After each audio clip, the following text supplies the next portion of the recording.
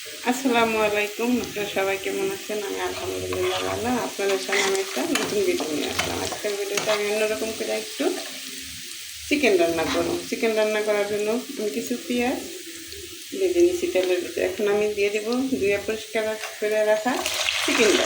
এই চিকেনটা আমি দিয়ে দেবো পেঁয়াজের সাথে। চিকেনটা দেওয়ার পর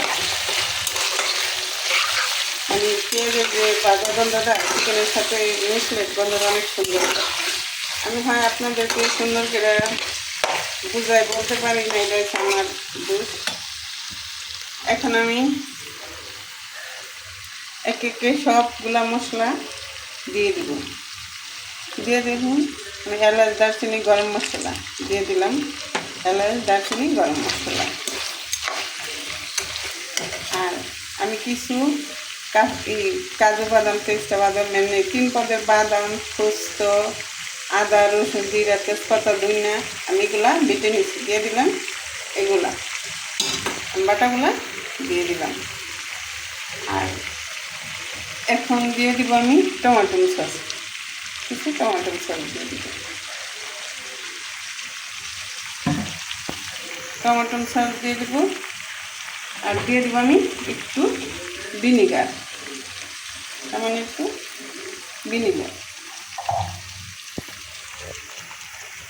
আমার একটু একটা ভিডিও করতে কষ্ট হয়। আর আমি দিয়ে দিব 2 চামচ, ছোটো চামচের 2 চামচ মরিচের গুঁড়ো আর 1 চামচ সামান্য একটু বেশি হলুদের গুঁড়ো।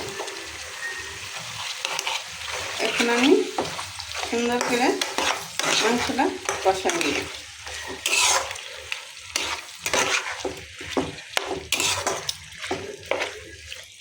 বিশ্বাস করবেন আমার মাংসটা খুব সুন্দর একটা গ্রান আসছে। সামনে না থাকলে বুঝতে পারবেন না, যদি বাসায় এরকম করে কিছু রান্না করে খান তাহলে বুঝতে পারবেন। যদি রান্না করে খান এইভাবে তাহলে স্বাদটা অনুভব করতে পারবেন, বন্ধুরা স্বাদটা অনুভব করতে পারবেন। আমি এইভাবে মাংসটা সুন্দর করে কষাই নিব। এভাবে আমি মাংসটা সুন্দর করে কষাই নেব। আমার ভিডিওটা কেমন লাগলো অবশ্যই কমেন্টে জানাবেন। আর আপনাদের ভালো লাগে এভাবে রান্না করে খাবেন।